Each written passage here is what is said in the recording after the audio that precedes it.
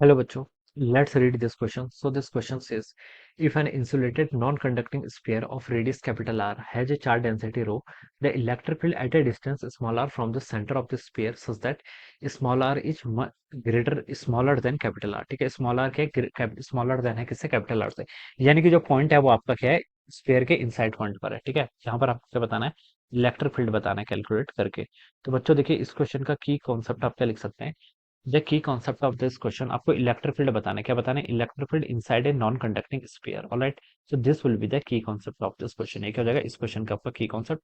या फिर आप गॉस थ्योरम से कैलकुलेट कर लीजिए। देखिए गॉस थ्योरम से हम इसको कैसे कैलकुलेट करेंगे, गॉस थ्योरम भी लिख सकते हैं इस क्वेश्चन का की कॉन्सेप्ट। ठीक है, गॉस थ्योरम देखिए बच्चों आपको बताती है, गॉस थ्योरम बताती है जो आपका total flux of electric field होता है, फ्लक्स को हम कैसे लिखते हैं, देखिए E dot n d s लिखते हैं। ठीक है, या फिर इसको E dot d s vector. ठीक है, एन मैंने यहाँ पर डायरेक्शन के लिए मैंने एन का वैक्टर अलग से दिखा दिया। ये किसके इक्वल होगा, it is equal to one by epsilon times the total charge enclose by the Gaussian surface. ये आपका गॉस थ्योरम का क्या है, स्टेटमेंट है। ठीक है, अब बच्चों आपके पास मान लीजिए ऐसे कोई नॉन कंडक्टिंग स्फीयर है, this is a non conducting sphere. Non conducting का बच्चों मतलब क्या होता है, नॉन कंडक्टिंग का मतलब होता है कि चार्ज इसके क्या होगा, आपके बल्क पर होगा। चार्ज कहाँ पर होगा, इसके बल्क पर। ठीक है, यानी कि इसके इनसाइड हर पॉइंट पर क्या होगा, चार्ज होगा। कंडक्टर के क्या होता है, सिर्फ सरफेस पर होता है, लेकिन नॉन कंडक्टर के कहाँ पर होता है, बल्क पर होता है। ठीक है, चार्ज डेंसिटी कितनी गिवन कर रखी है, रो रो चार्ज डेंसिटी इसकी गिवन कर रखी है। ठीक है, हमसे बोला गया कि electric field at a distance small r from the centre of the sphere such that small r is smaller than capital r. यानी कि ये पॉइंट इसके इनसाइड पर लाई कर रहा है। मान लीजिए ये आपका कोई पॉइंट है। ठीक है, तो बच्चों देखिए इस पॉइंट पे मुझे क्या बताना है, इलेक्ट्रिक फील्ड बताना है, इसकी वैल्यू कितनी, स्मॉल आर। ठीक है, तो मैं यहाँ पर क्या करूंगा, देखिए ऐसे गॉसियन सरफेस ड्रॉ कर दूंगा। क्या कर दूंगा, this is my Gaussian surface. ये मैंने एक गॉसियन सरफेस ड्रॉ कर दिया। ठीक है, जिसकी रेडियस कितनी, स्मॉल आर के इक्वल है। स्क्वायर के अंदर ड्रॉ कर रहा हूँ तो स्पेरिकली होगा, क्योंकि देखिए क्या यहाँ पर वॉल्यूम चार्ज डिस्ट्रीब्यूशन रो बोल रखा है ना क्वेश्चन में। रो की वैल्यू कितनी होती है, रो की वैल्यू आप देख लेते हैं।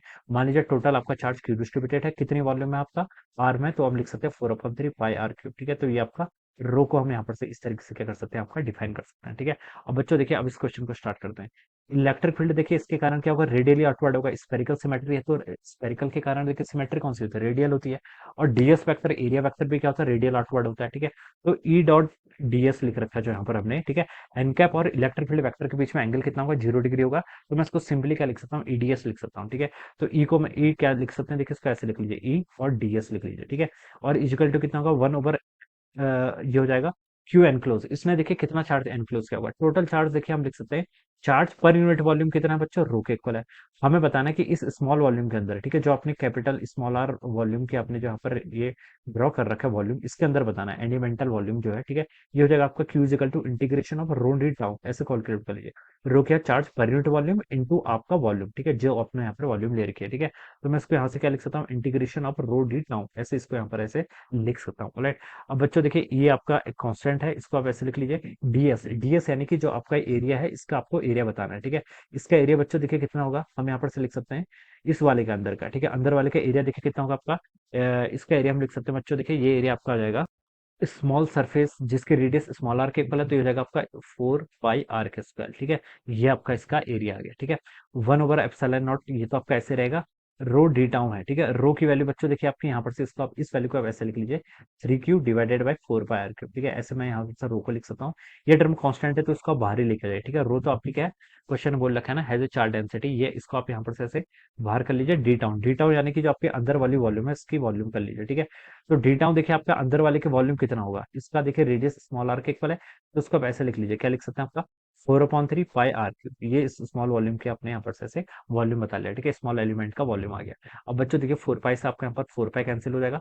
इलेक्ट्रिक फील्ड देखिए कितना हो गया, रो तो है यहाँ पर, यहाँ से आर स्क्वायर है, ये आर क्यूब कैंसिल करेगा तो एक आर यहाँ पर बच जाएगा, divided by 3 times epsilon naught, कितना 3 टाइम्स एप्सिलॉन नॉट। तो this will be our electric field. ये क्या गया आपका electric field for r which is smaller than the radius of the conducting non conducting sphere. ठीक है, तो ये आपका इलेक्ट्रिक फील्ड आ जाएगा इनसाइड पॉइंट पे, तो कितना गया, ρr/3 epsilon not. This is a very standard result, ये आपका बहुत ही स्टैंडर्ड रिजल्ट है। ठीक है, तो बच्चों देखिए कौन सा ऑप्शन मैच कर रहा है, आपका ऑप्शन सी मैच कर गया, ρr/3 epsilon not. Alright, so this is how we will solve this problem. So I hope you all understood this concept. All the best and thank you so much.